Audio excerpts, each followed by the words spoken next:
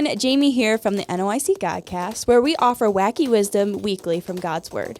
And on today's episode, we are going to be talking about detecting the distractions in our ministries and how we can make sure that we're staying on task.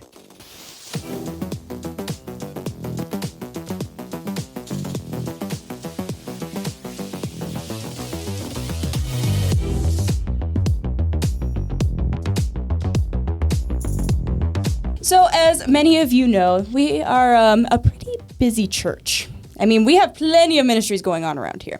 Honestly, it feels like we keep on adding them like weekly, like we get the announcements and we're like, another one? Wow. And it's your fault. I can read between your lines. I know where you're... I pick up what you're laying down. Which, honestly, this is not a brag to us. God is just allowing us to be a part of his, perfect plan. He's just using us to do these things. He's blessed us with OCC, the NOIC, many community events throughout the year, podcasts, and our most recent addition, LifeWise. While we are so thankful for each and every ministry, that is a lot going on for a small church. On any given Sunday, everyone is busy, running around. Somebody's usually in a meeting, or planning things, studying, painting, cleaning, cooking, and eating snacks in the fellowship hall. Lots of that one. I mean, someone has to do it. They're all out there. They have to be eaten. And sometimes it really can feel like it's going smooth. Like we got this. And then other times our ducks are in a row. We're just not sure where those ducks are. Truly and honestly. And so how, with all of these things that are going on, how do we not get distracted with all of it? And how do we know which ministries to be a part of, even on just like on a personal level? So you see your church has a few ministries going on, and you have no clue which one you should be a part of. Do you take the one that's, in your comfort zone that you'd feel comfortable with? Or maybe you need to step out and choose the one that is completely out of your box. I mean, it may seem overwhelming, but one thing you don't want to do is get distracted by emotion. All ministries, if they're given by God, are important. Mm-hmm. And they will more than likely pull on your heartstrings at first. I mean, if a ministry is going on in a church and if it's not given by God, then no one should be a part of it. Right. But I think that's what's hard in churches is that all of these ministries are important. There's not a single one in here that doesn't deserve attention from somebody or all people. Yeah. But here are three things that you can do to help you determine which ministries that you should be actively involved with. Pray that God will show you which one you should be a part of. Because honestly, if you can feel like you should be a part of one, but God's going to really be that ultimate determiner of what and where you should be. 2, sit on the options for a few weeks. Because if you truly have a desire and a passion for that ministry, the fire won't burn out. It'll be just as strong or even stronger than the day you heard it. I would say that's symbolic, not physically. Don't go sit on the OCC boxes, please. I'm just going to sit right on top of this. I'm nursery worker. No, don't sit on the options. It's called babysitting. Why did the children squish? I mean, we don't sit on the ministry building. I mean, that would be a little bit odd. Or 3, try each ministry out. But let the leaders know that you're trying to find your best match, because I think it can be disheartening as a leader if someone comes up and is like, I want to be all in for this, and then they're gone in a week. I think there's a difference too between, and I think our church is really great at this, there's a difference between supporting a ministry and being engaged in a ministry, because I think that I don't know that I specifically believe that God will call a church body to a ministry, but Sally gets to sit out. Yes. Know what I mean? Now, Sally may not be called to necessarily volunteer in that ministry or head up that ministry, but ultimately Sally, if she's a part of the body, she was called also to this ministry to support this ministry. And so there is a difference in that I just wanted to clarify. Well, and that's what I'm about to say. Fine, I digress. And that's what I was going to say is that, and you're right on the point, is that if you're part of a church and your church has a ministry, you should be involved in it in some capacity. In whether that's just helping, you may not be the person running it. You may not be the person that's going to every event, but you can be the person that's in the fellowship hall working the nitty gritty, trying to even just praying for them. Yes, and praying for them. And you can be the ones that's helping pack bags. We actually have people packing bags. There's literally people packing bags right now. They may never show up and it's for LifeWise, but they may never show up at a LifeWise event. Right. but they're packing bags and those bags are used for that. And so I don't think it's well, that's not my ministry. Yeah. Every ministry in the church is your ministry. It's just what capacity that you're acting in those. So you've weighed out all your options, okay? You've chosen and you've earnestly prayed and you've waited and allowed God to give you the answer that you've been searching for. You finally have a ministry and or ministries, because usually that's how it works. You don't just get one. Lots of hats. So you're so excited, and now you're either a leader of this ministry or you're just a very active member. You cannot express the excitement that you have, and you hit the ground running, and you're just so excited, and you think this is just going to be perfect. That is until the distractions start hitting you. The electric goes out at registration. The electric goes out and you want to just cry. And you're like, don't make eye contact with me, please. But honestly, you're so excited and then it just hits you. Now, you're no dummy. You want to say something? Well, I wanted to you said that. Because I want to see what comes after that sentence. No, really, finish. So you're no dummy. You know that Satan is sneaky. You listened to last week's podcast. So you know that 1 Peter 5:8 says, be sober, be vigilant, because your adversary, the devil, as a roaring lion, walketh about, seeking whom he may devour. But because you know that, you know this thing, so you can't be fooled by Satan. So what could possibly distract you? Did you have something to say? Keep going. I'm not a dummy. The use of the word dummy just completely... It did. It shut me down. He's like, That's my kryptonite. Is that all I had to do? These 30 years, I just needed that word. I'm not 30 years old. So you start your ministry journey, and that means that you are opening yourself to the opinions of the church, either with yourself or just the ministry in general. And whether you started this ministry or you just joined in on an existing ministry, people are going to talk. So you're chatting with a friend at church, and across the pew you hear people complaining about a decision made inside your ministry, which makes you upset because you know that this was the correct choice and this is what the leadership was led to choose. And without thinking or even noticing, Satan has distracted you. Yeah. Now the only thing you can think of is that member and how disappointed you are in them. So easily your focus, which was once on God and his will, you're just more focused on choosing or trying to change this person's mind or proving them wrong, or even just thinking that if this person was as godly as I am, they would understand. Or if they were as involved in this ministry as I am, they would understand. And the funny thing is that we don't even see this as the distraction, because this is something that you weren't even supposed to hear. It was something across the room. It wasn't even said directly to you. So we think there's no way that this is from Satan. There's no way that this is a distraction because I wasn't even supposed to, I was just happened by. And then it just creeps into everything. Nowadays we don't typically have this problem as much in our church. I feel like the majority of our church is fairly on board with most of the things that we do. But to be honest, I remember very vividly a day when it was 10% doing everything and 90% not doing anything. And I was a part of that 10%. And when you're in that 10%, you almost feel like you get so distracted by the 90. You get distracted by the people that aren't doing what they're supposed to be doing. I actually remember there was a point at which there was, something going on and something was said directly to me, and I didn't say something because I was so young. I didn't say something, but I really wanted to lash out and be like, you stupid, you don't know what's going on. You're not a part of this. You don't get word in this situation. But honestly, that was just pride. Mm-hmm. I wasn't looking at God. I wasn't focused on God. I wasn't focused on what is this ministry supposed to be. I was focused on proving that person wrong. Mm-hmm. I was focused on making sure that person knew that they were in the wrong, So you start focusing on others and their downfalls. And I'm certain that I missed opportunities within that ministry that I was a part of. Let me say that again.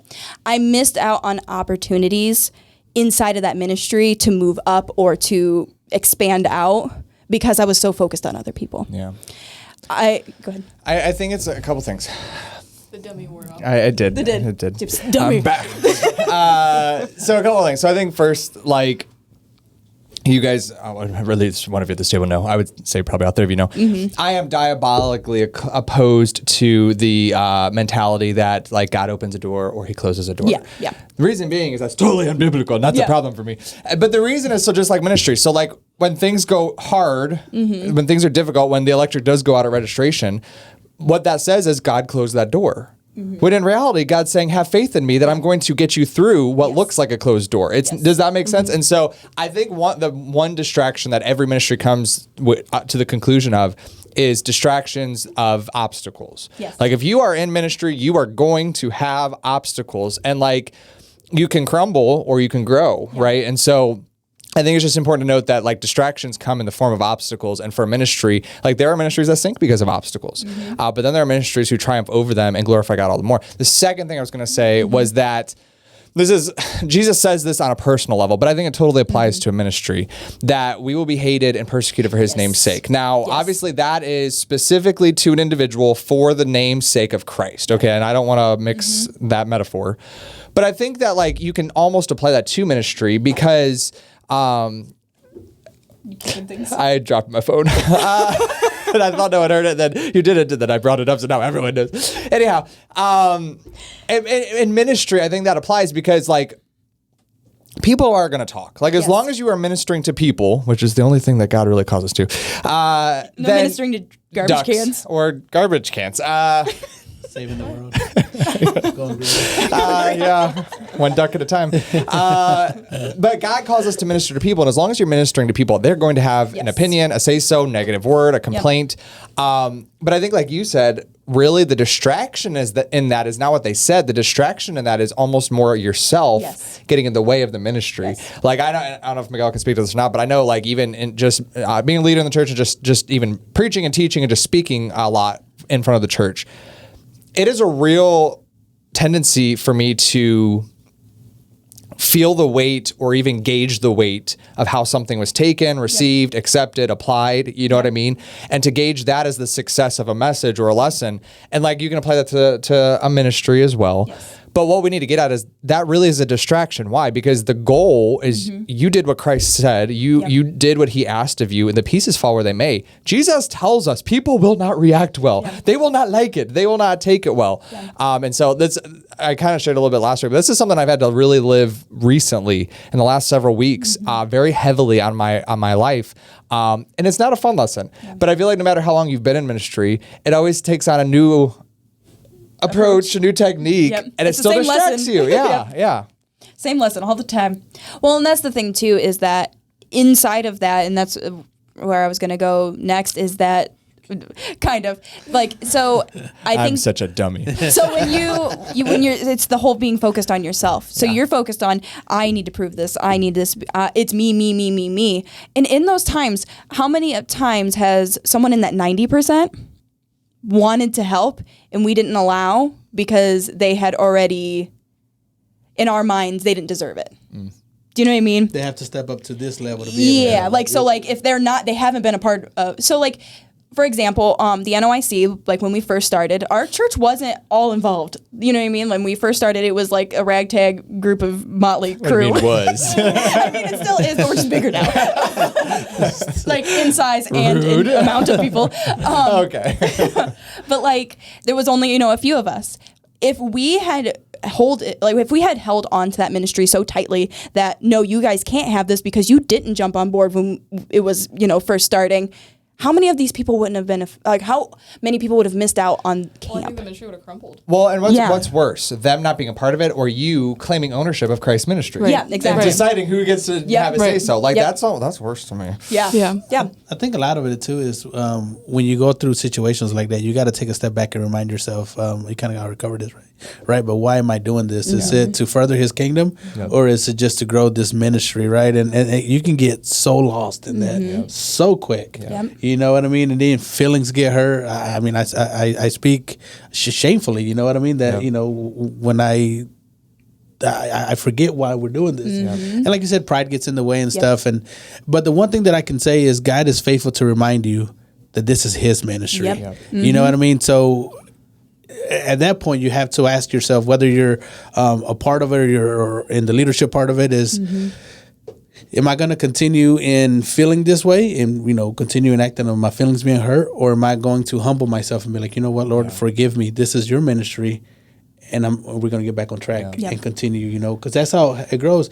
And sometimes those obstacles, those, as Josh says, he doesn't like those doors being closed. Those are the obstacles that God has placed on you to test your faithfulness. Right, You know what I mean? And like you said, there's no such thing as a door being closed, but God wants to see your faithfulness. Right. Yep. Are you going to follow me, or is this going to deter you? Right? Yeah. And I think too, so speaking for NOYC specifically, but really every ministry, I think that it's easy to get distracted by gauging success. Yes. Jeremiah was a real guy. That's what I thought of. He was not a bullfrog that I'm aware of, or Dr. Trashkin. But he was a real person who God told him ahead of time, hey, by the way, no one's going to listen. Zero success Could you imagine rate. stepping out and being like, Okay. Well, fine. And how many of us would go through with ministry, whatever ministry involved? How many of us would go through with ministry if that were what God called you to? And yet Jeremiah was faithful. But the other thing too, I was thinking was what Paul writes, where some plant, some water, some bring, but God brings the increase. Yep. How often do we get distracted by that increase factor when God's only called us to plant or water? Do you know when you water something, you see nothing happening? Like especially if it's before it's sprouted, right? You're just watering, you're watering, nothing. Yep. The increase is not our business. Yeah. And yet we get so distracted by numbers, by success, by retention, by all of these things. That's really not our business. That's God brings the increase. The beautiful part about that story in Jeremiah, right? Like no one in his lifetime listened. But think about how many people have been blessed since the writing of that book, right? How many people have been ministered to because of his faithfulness. I love that. And that was no one listened to in that time. And so a lot of times we just see in the now. Right. No one is listening to me now, but we don't see how God sees in the big picture. Well, that reminds me of modern day, like Jim Elliott. He gave his life, died at a very young age, but because of his seed of his life planted, his wife was able to minister his story around literally on the road. 50 years later, we're still talking about Jim Elliott. And so it's the same modern day story. Changed that village. Yeah. Well, that's why I was going to ask you guys if you guys wanted to share a time in your life that you were distracted in your ministry. Would anybody be brave enough to actually give a specific? Just one. Just one specific? Just one time or just one person? Oh, yeah, both. You've only been distracted once. Anybody? I'll speak to it. This was especially for NOYC. So as someone who wasn't part of the original ragtag team. You're probably blessed, honestly. I came here and I just saw the excitement of the church. So I don't know what you guys are talking about because I didn't experience that. But I saw the excitement of the church. And through that, I remember being excited about it. And so we were in a season of our life that it was just my oldest boy, and Amanda was pregnant with our second son. And I had pretty much taken care of him his whole life. You know what I mean? Because of our situation, I'm a stay-at-home dad, and I had taken care of him. He's never been in a daycare. No one's ever babysat for us. He's always been under my care. And so I remember speaking very openly with Amanda how, something was stirring inside of me. I don't know if it was because of the excitement of the people or whatever, but I mentioned to her, maybe we can go down. This was back when it was down in, where's that? Menden, right? Menden. Maybe we can go down and just catch a couple of the afternoon services, even if we're not able to, just because, we had worked on all the work days and stuff. So we wanted to kind of see what it was about. And so Amanda made the comment, well, why don't you go? Why don't you go to the thing? Again, God is putting a burden for me for this ministry, right, to go. And I told her no, because who's going to take care of Javi while I'm gone? And so she said, maybe we can go put him in daycare. And I was immediately no way. And so what she did was she went and she told your dad. She told my wife works with your dad. She told Tom, and Tom told Josh. And this was outside of she just went ahead and did it without talking to me. And I remember being upset about it. But I knew that it was God doing something at that point. You know what I mean? We're talking about distractions. Well, the distraction was that I didn't want no one to take care of my son. Yeah. Well, what if something happens to my, all these things that the enemy starts putting in. What if this happens? What if that happens? Yeah. So those were the distractions. And that was my first year there. And as you guys know, that's a year that God transformed my life completely. not only did he show me that he was going to take care of my family at that point, but he also he called me to be a preacher at that specific youth camp. I'm not, because of my faithfulness. You know what I mean? Right. He saw that I was faithful with this, and so he gave me more. Yeah. You know what I mean? Yeah. And he gave me more of a ministry. You know what I mean? And that's what God does. He continues to add to our plate, if you will, to continue to minister to his people. But that was the distractions come in many different ways, and sometimes it hits close to home. Yeah. And you probably at that moment didn't think that was a distraction. You're like, this is what I have to do. Yeah. This is my necessity. This is what you don't even think of it as being a distraction. No. Exactly, yeah. Hello, how you doing? I mean, mine probably goes back to the ragtag team. I can remember, like, we would be working, like, I feel like it was, like, 5 of us. Yeah. Doing all of camp. On a good day. On a good day. If everybody showed up and brought friends. It was 5 of us, but 3 of us were eating snacks. Yeah. At first you said 10, now you're saying 5. The numbers just keep going. Pretty sure it was just me by myself. And, like, it would be, like, we would be putting everything into it, and everyone else would be going and having fun. And having a summer. Yeah, what's that? What is that? Yeah. And I would just be so upset and so, like, completely missing the whole point of camp. And I think it was White Flag Faith. Whatever year that was. 18. Okay. 18. I feel like that's the year that God really was like, who is this about? What is this about? Yeah. And I think that's when things started changing for me. Because for most of the time up till then, so it's a long time. 14? Is that when we started this? What? 14 is 15, 14 camp? I don't know what you're asking right 10? now. You're asking of 2 numbers. 10. I was like 14 not even close. I know. I'm like. So I would be focused on the wrong thing because they get to go have fun and I'm working here. Yeah. And then I feel like, well, they're the ones missing out on the blessing when in fact I was letting them steal my blessing. Yeah. Yeah, definitely. Hey, how you doing over there? I honestly, like, I feel like this is how I feel. Is this an all day, every day thing? Like, that's exactly what I was going to say. God's word calls us sheep for a reason. Yes. Like, sheep are like the squirrels of the larger mammal world. I don't know if you consider sheep a larger mammal, a small mammal. Like, they're not, you get what I'm saying. They're the distracted cat of the sheep world, of farm world. Let me say it this way. It's getting worse. Yeah, it is. I was about to say something. It's when you copy and paste over and over and over again. It's just worse each time. God's word calls us sheep because we are dumb and we're distracted. And I'm both of those things, as I'm proving right now. And I feel my days are filled with more distractions, probably than most people in a lifetime. And yet as much as I don't want to be distracted, it's a welcomed opportunity to be guided by God. Yeah. And so with every distraction, I feel like it's just a new opportunity for him to smack me with the rod and get me back on the road. And so, like, I could talk about NOC stories. I could talk about church stories. I could talk about LifeWise stories. I could talk about family stories. I could talk about so many areas of my life where I've been distracted and God just had to guide me back where I need to be. Yep. And kind of to echo Miguel's a little bit, I think it's interesting that ministry can be a distraction from ministry. Yes. Because just like Miguel, like, family is a real ministry. Mm-hmm.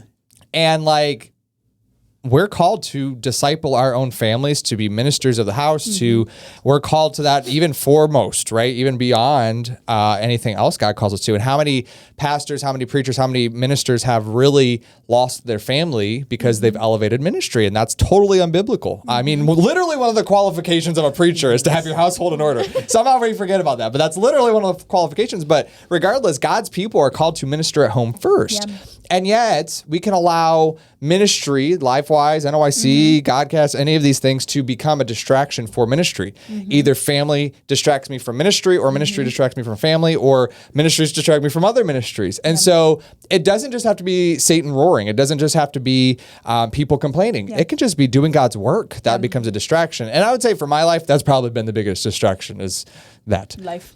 Just in general. Yeah. I think the beautiful thing, though, is that's a good gauge to see if you're doing it the right way. Right. Yeah. Right. Right. If my family is being taken care of, if I'm ministering to my family, but I'm also ministering to the people where God has placed me in. And and maybe this is just a me thing. Like, you guys, you do you. But like, one of the things that I do with Juliet, because it is important to me that she did. I grew up with so many people who ran away from the Lord at age 18 because they resented ministry, their family's ministry. And so it's so important to me that, yes, that she's discipled, but that she understands why we do things and that she doesn't resent the things we do. And so there's nothing that I enjoy more than having her join me and help me on projects, NYC, LifeWise, whatever. But one of the things that I try to do to gauge that, I'll ask her, baby, why do we do LifeWise? And she'll either A, give me an explanation, or B, she has no explanation. And so for example, LifeWise, that's obviously not this podcast. We don't have a podcast, but they do have a podcast. We don't have a podcast. Yep.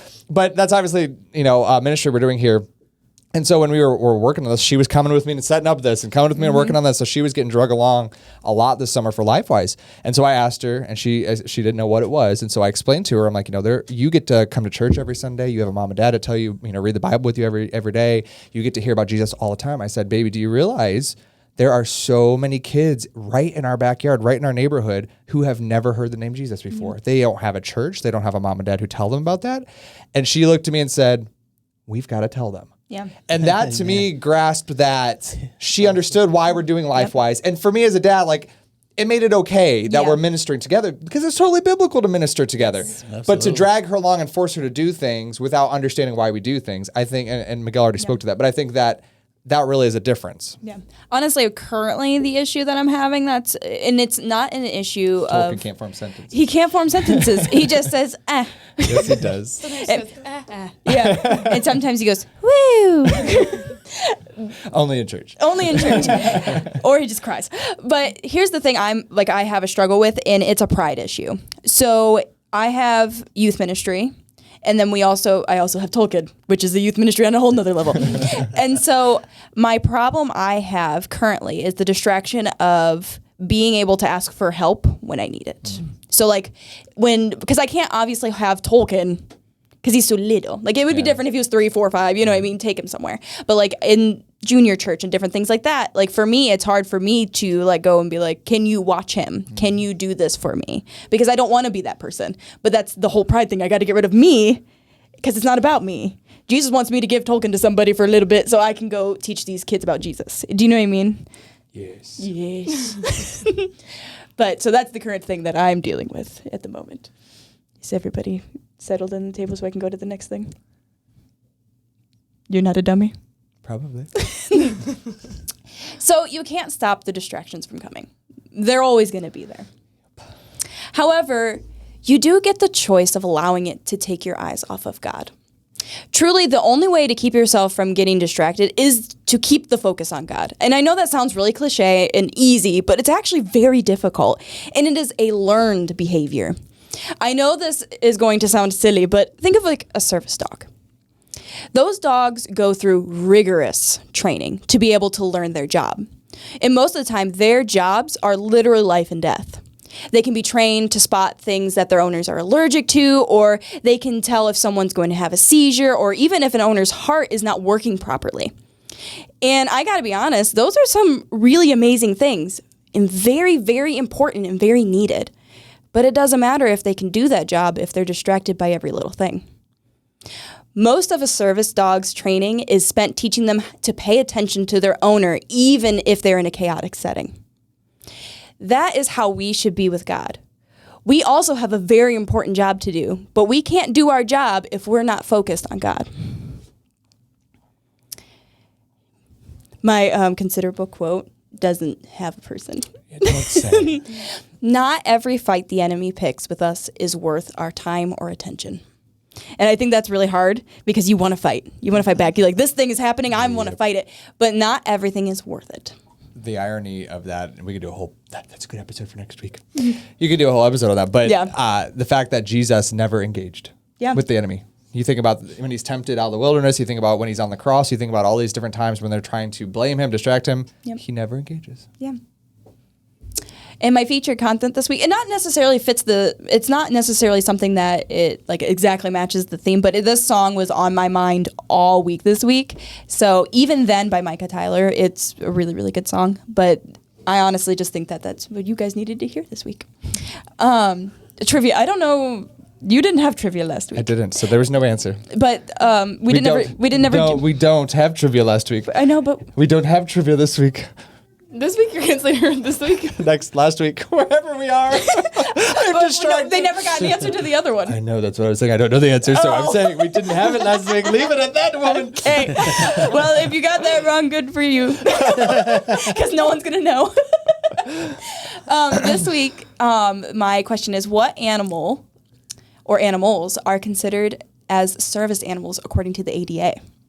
Not sheep. Not sheep. A, dogs and cats. B, dogs and birds. C, only dogs. D, dogs and miniature horses. I hope I did the birthdays right this week. Who knows? Who knows? Happy birthday this week to Sam Bradford, Shelly Wilson, Elizabeth Adam, and Sam Wolfe. Did we have anything from the mailroom? No, we're still... Tears. That's right. We had tears in the mailroom. We had tears. We went and cried because there was no mail. Oh, man. You went over there. I just want you going up to the mailbox and just... I hopped inside and just cried myself to sleep. Big room for no mail. Our whole mailroom, it's empty. But yeah, that's all I have for today. That's the end of this train wreck. Thank you guys for joining in. Make sure to subscribe, like, comment, give us some feedback. We want to hear about it. Stop our tears. Yeah, stop our tears. Write to us. Let us know that you're still there. Don't get distracted. I'm sure that's what it is. Everyone's wrote a letter. It's just sitting on the couch. They haven't put the postage on it. Listen, there are a few things harder than actually putting something in the mail. Yeah. Like, it's for real. You can just put it in your own mailbox. And put the flag up. I don't have a flag, and my mailman won't pick it up out of my mailbox. Oh. He doesn't. He usually you don't doesn't have a look. flag? He just doesn't look. Like I'll stick it upright. He just doesn't look. Is yours on your house or do you have? It's on our house. Oh, that's the probably problem. why. That's probably why. So I have to mail everything here. He does. I watch him in our camera. He'll walk past it, not look at it, and just reach for what's there, not looking. You should put something fuzzy inside sometime. I don't know why I thought a watermelon. Just put a watermelon in there. But Why is your watermelon fuzzy? like opened, like a slice of watermelon. Moldy watermelon. Modern melon. I think we're getting distracted. All right. Well, thank you guys, and we will see you next week. Goodbye.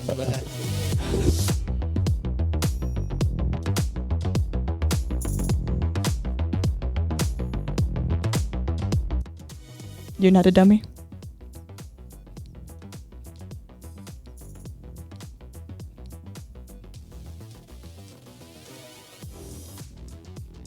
Probably. You Could they have can't heard use that? that. You can't use that. I refuse. I'm not even going to say what I refuse because then you'll use that.